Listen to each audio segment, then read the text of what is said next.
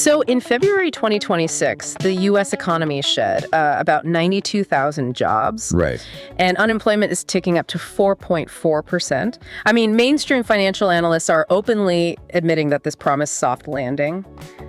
Yeah, it's just not happening. No. Yet, if you walk onto almost any active construction site in the country right now, contractors will look you dead in the eye and tell you they are in the middle of a catastrophic labor shortage. Oh, absolutely. They literally cannot find enough hands. Right. They can't find the people to swing hammers or run the heavy machinery. So today we're going to figure out why the basic math of running your construction business is suddenly breaking down. It's a complete paradox for a lot of owners out there. Exactly. Welcome to today's deep dive. We are pulling from a massive stack of intelligence from March 2026 to understand an industry that's just in total flux. We're seeing plunging material stocks, completely contradictory labor data, and this unprecedented wave of AI capital pouring into the physical economy. It's a lot to process. It really is. Okay, let's unpack this. But before we get into the weeds, I need to set some really firm ground rules for you. Yeah, that's probably a good idea given the topics. Definitely. The sources we're looking at today touch on some inherently politically charged stuff. We have to discuss, rumors coming out of the Trump administration regarding international tariffs. And we're looking at really aggressive state-level immigration enforcement. Which are both massive flashpoints. Right. So I want to be crystal clear up front. Our goal on this deep dive is completely nonpartisan. We are not endorsing any political viewpoints, left or right. Exactly. We are simply reporting the facts on the ground and analyzing how these specific policies rewrite the math on your construction bids. And honestly, that is the only logical way to look at this stuff. The market itself doesn't have a political affiliation. It operates purely on risk, margin, and supply chain stability. If you're a construction business owner trying to bid a commercial job right now, you have to decode these conflicting signals. You need to understand why costs are swinging wildly and how the smartest players are completely restructuring their operations just to survive. So let's start with the most immediate threat to your bottom line, which is this material cost whiplash. Because it feels like the foundation of standard pricing strategy is actively shifting under our feet. It really is. I'm seeing intelligence here about a massive disruption in the steel market. What exactly is happening with domestic materials right now? Well, we're looking at a pretty massive bombshell report indicating that the Trump administration is mulling a complete rollback of the current steel and aluminum tariffs. Hey, a complete rollback? Yeah, and the push is being driven heavily by the Commerce Department and the U.S. Trade Representative. Their internal economic models suggest that maintaining these tariffs is basically hurting domestic consumers by keeping construction and manufacturing costs artificially inflated. Okay, but a rumor alone wouldn't normally cause this level of panic. I mean, why did the market react so violently to this specific leak? Because the mechanics of international trade mean a tariff rollback changes the math overnight, like literally overnight. If those protective tariffs disappear, cheaper foreign steel floods the American market immediately. Right, which forces domestic guys to react. Exactly. To compete, domestic producers have to slash their prices, which compresses their profit margins to basically zero. Investors know this, which is why the stock market reaction wasn't just a slow adjustment. It was a cratering. Total free fall. Nucor dropped 5% instantly. Cleveland-Cliffs went down 7% right alongside them.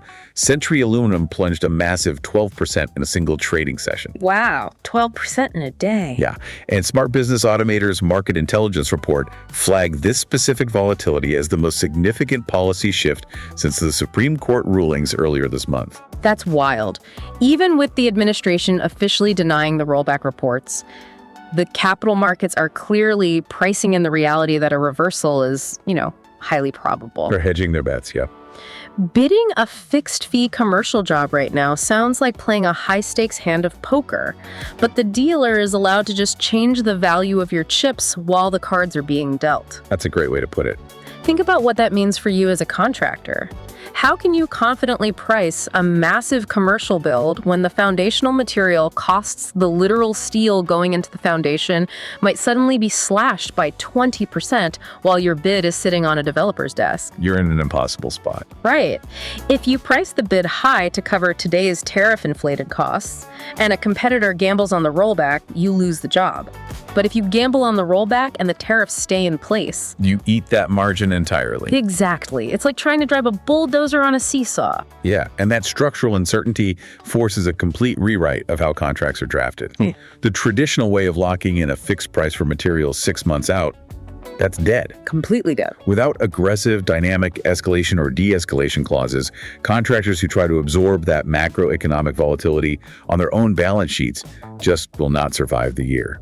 That makes sense for the material side, but let me push back on the broader economic picture because there's this massive contradiction staring us in the face. Okay, let's hear it. I mentioned the BLS confirming the broader economy lost 92,000 jobs. Corporate roles are getting trimmed, manufacturing is cooling.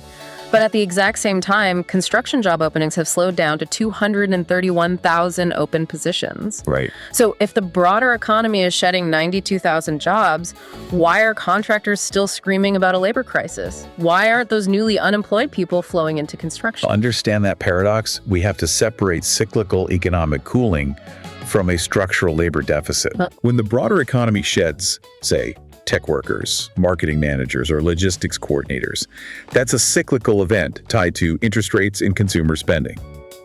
But the construction industry is suffering from a deep structural crisis that is entirely disconnected from those cycles. Meaning the specific types of workers required physically do not exist in the labor pool, regardless of what the stock market is doing. Precisely. You can't take a laid-off software project manager and immediately put them in charge of a complex HVAC installation. Right. Hey, go route this high-voltage electrical panel. That's not happening. Exactly. The experienced master tradesmen are retiring out of the industry at an accelerated pace, and the pipeline of new apprentices entering the trades simply does not match that exit rate. Furthermore, localized demands are completely out of sync with national averages. Give me an example. Let's look at Arizona. The state needs 195,000 construction positions filled by the end of 2026, just to keep up with their currently funded project backlog. 195,000. Just in Arizona. Wow. And what about the states where the labor pool is being actively restricted by new regulations?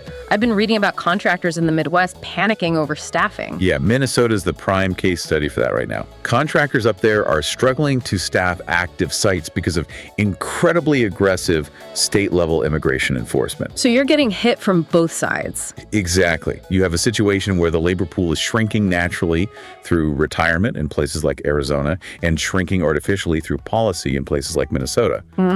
The macroeconomy might be cooling down, but the microeconomy of physical construction is absolutely starving for skilled hands. So if you're listening to this deep dive, you are caught in a vice. You can't reliably find specialized workers, and your material costs are an absolute wild card.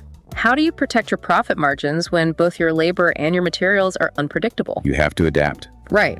And the answer we're seeing in the intelligence is a forced, rapid evolution toward technology. It's no longer a luxury, it's a lifeline.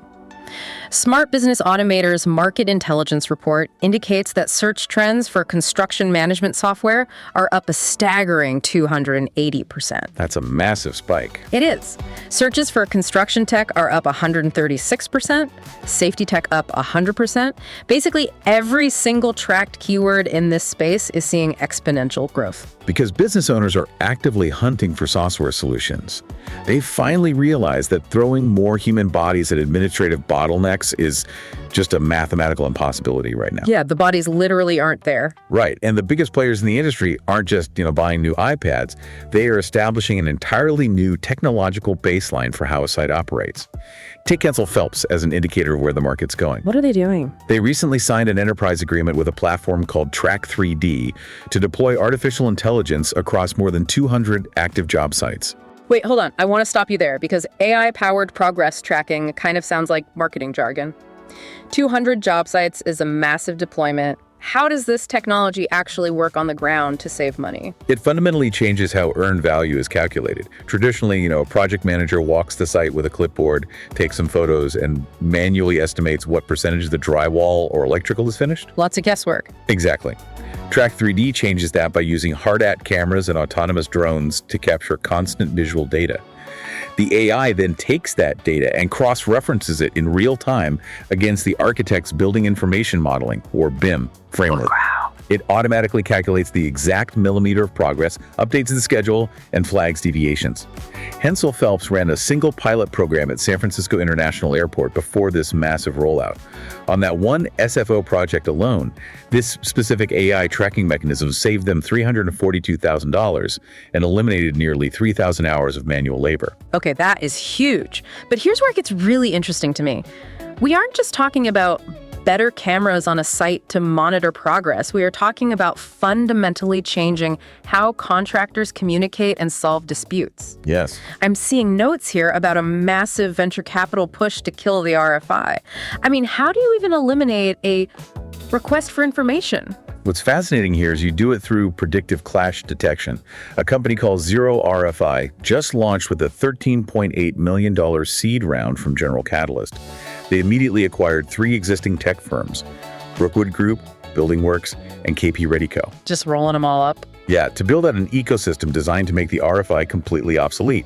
Instead of waiting for a sub to discover that a plumbing pipe is supposed to run directly through a load-bearing beam. Which triggers a 2-week RFI delay. Right, exactly. Instead of that, the AI ingests all the 3D models and historical error logs before the foundation is even poured. It flags the missing specs and structural clashes autonomously. Anyone who has ever run a job site knows the pain of an RFI. I mean, it stalls the job, it creates this massive paper trail of blame, and it just burns hundreds of admin hours waiting for an engineer to sign off on a minor change. And General Catalyst, the VC firm backing this, explicitly stated their thesis is to extend their AI roll-up strategy into the physical economy. The smartest money in Silicon Valley has recognized that the physical construction site is the final frontier for massive, untapped efficiency gains. But think about the downstream effect of this for you as a listener. If a massive GC adopts this kind of AI ecosystem, does it force every single subcontractor to adapt or die? I think it does. I absolutely think it does. If the GC expects instantaneous AI-generated progress reports and zero RFI workflows, you cannot be the electrical sub who shows up with a clipboard and a faded spreadsheet. No, you'll be left behind. The AI platforms are already generating draft responses based on historical data, extracting intelligence from massive PDF spec books in seconds. If you aren't plugged into that ecosystem, you simply won't be invited to bid. That is the harsh reality of technology adoption. However, as revolutionary as this software is, we do have to acknowledge its physical limits. Right. An AI platform can save your back office 3,000 labor hours, but it cannot pour concrete if regulatory red tape shuts down your job site, or if local commercial development pipelines dry up completely. Which brings us to the physical roadblocks. Let's talk about the immediate compliance realities hitting contractors right now. If AI is solving the back office labor problem, what's stopping a contractor from just automating everything and running a lean crew? The law, in some cases. Right. I've been hearing grumblings about new compliance mandates hitting the Midwest that restrict who you can even put on that lean crew. What exactly is going on in Ohio? You're referring to the E-Verify Workforce Integrity Act, which goes into effect on March 19th. This makes digital immigration verification mandatory for all construction employers and subs operating in Ohio. So it's a hard physical roadblock. Very hard. It takes the naturally shrinking labor pool we discussed earlier and makes it incredibly rigid. If you're a sub in Ohio, your administrative compliance burden just spiked, and the pool of workers you can legally deploy to a site just tightens significantly. But the compliance landscape isn't entirely punitive, is it? I see intelligence here regarding a major shift in how federal safety agencies interact with construction firms. What is the strategy behind OSHA's new voluntary program? Yeah, so OSHA has just rolled out a free voluntary initiative called the Safety Champions Program. It's structured across 3 levels: introductory, intermediate, and advanced, and it's built around 7 core safety elements. Okay. The mechanism that matters here is that employers of any size can request a comprehensive assessment from an OSHA special government employee, and doing so does not trigger an official enforcement inspection. Wait, hold on. You are saying I should voluntarily invite an OSHA representative onto my job site. Most contractors I know would rather invite a swarm of angry hornets into their office. Why would anyone willingly do that? Because the nature of competitive bidding is changing. OSHA is attempting a massive psychological and operational pivot here. They're moving from a purely punitive enforcement agency to a partnership model. Interesting. From a contractor's perspective, getting ahead of safety compliance voluntarily creates a massive competitive moat. When you are bidding on tight margin jobs, especially federal or large corporate contracts. Having a documented, pre-cleared safety partnership with OSHA makes your firm a substantially lower risk than a competitor with a spotty record. Let's follow that logic, though. Right. Let's say your safety record is flawless, you've got the OSHA partnership, and your tech stack is cutting edge. You still need actual projects to bid on. Right. And the intelligence suggests the traditional commercial pipeline is drying up fast. How bad is the squeeze in the middle market? It is severe. If we connect this to the bigger picture, we could look at Sacramento as a perfect microcosm for what's happening to traditional commercial markets. That region lost 5,100 construction jobs last year alone. Just gone. Gone. Traditional market rate commercial projects like office buildings, standard retail centers are simply stalling out due to high interest rates and shifting corporate real estate needs. So the obvious pivot for a mid-sized commercial contractor would be to look at the massive housing shortage. They look at the demand and say, fine, we'll pivot our crews to build affordable housing. Why isn't that working? Because of bureaucratic purgatory. Contractors are absolutely trying to make that pivot, but the regulatory approval process is suffocating them. Right now, there are 39,980 affordable homes sitting in California's stalled pipeline. Almost 40,000 homes just stalled. Spread across 461 separate developments. That bottleneck puts $7.7 billion in outside investment entirely at risk. Traditional commercial-focused firms are getting completely crushed in the middle. Yeah, they're caught between the margin squeeze of tariff uncertainties on materials and the absolute reality of stalled local pipelines where they can't even get the permits to break ground. So, what does this all mean? If commercial pipelines in major cities are stalling out and the affordable housing sector is locked in a bureaucratic nightmare, who are the actual winners in 2026? Where is the capital actually flowing? The capital is flowing almost exclusively toward mega projects. We are seeing a stark divergence in the financial performance of construction firms. Traditional commercial builders are struggling to maintain cash flow, but firms that specialize in data centers and heavy civil infrastructure are vastly outperforming the rest of the market. I know infrastructure has been a lifeline for a lot of heavy civil firms, but isn't that federal money operating on a ticking clock? It is, which is driving a massive sense of urgency. The Infrastructure Investment and Jobs Act, the IIJA, is set to expire on September 30, 2026. The House Transportation Committee actually has a markup session scheduled for tomorrow to address this. Wow, okay. Furthermore, the Highway Trust Fund is mathematically projected to be completely depleted by 2028.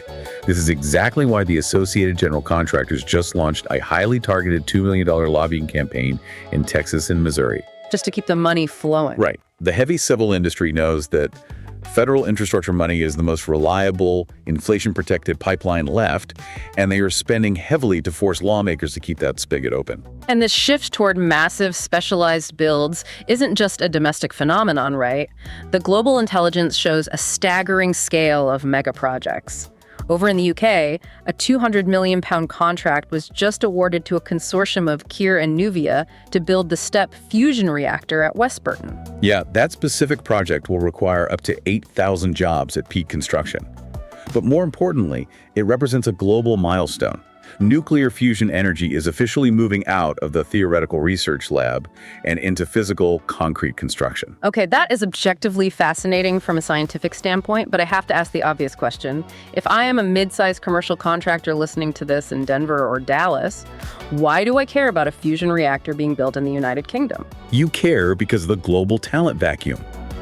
Building a fusion reactor requires incredibly specialized labor master welders, high-tolerance pipe fitters, advanced electrical engineers. Oh, I see. Projects of that scale suck those highly skilled workers out of the general commercial pool globally. We are seeing the same vacuum effect in Canada and Australia. There's a massive AI data center near Regina slated to start construction this spring, which is pulling so much attention that the Canadian Construction Association is launching an 11-episode documentary series just to highlight the infrastructure pivot. That's crazy. Down in Western Australia, the Quinta Freeway just hit a $700 million construction milestone. All of these global mega projects tighten the available labor pool everywhere. And the global interconnectedness doesn't stop at labor. How are international conflicts playing into the material costs we talked about at the top of the show? It all comes back to the energy supply chain.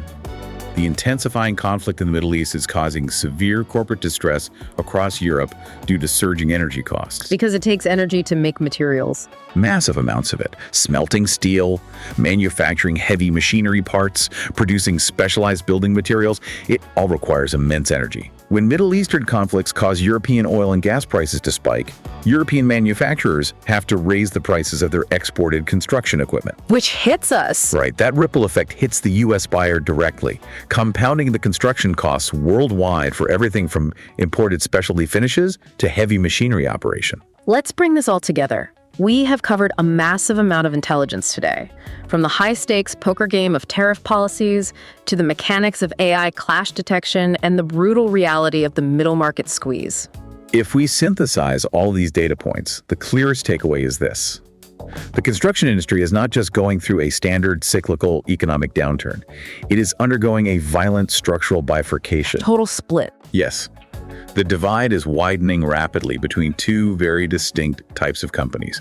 On one side, you have traditional contractors who are drowning in administrative overhead, paralyzed by material cost uncertainty, and bleeding their margins dry on stalled commercial pipelines. And on the other side, You have tech-enabled contractors who are scaling aggressively by aligning their operations with federal infrastructure mega projects and insulating their profit margins through deep systemic AI integration. which brings us back to the reality of running your business in these murky diagnostic waters. You have to understand the mechanisms of this market to survive it.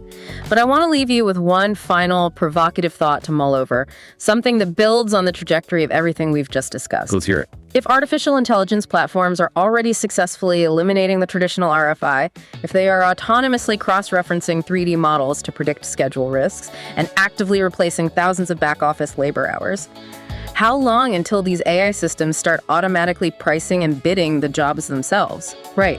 How long until the machine cuts human intuition out of the margin equation entirely? It is a sobering reality to consider. When the software understands the historical variables and supply chain risks better than your veteran estimator, the entire paradigm of competitive bidding changes forever.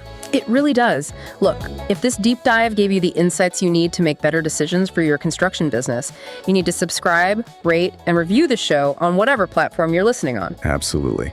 Take a second and share this with a fellow contractor who needs to hear exactly what is happening in this market right now.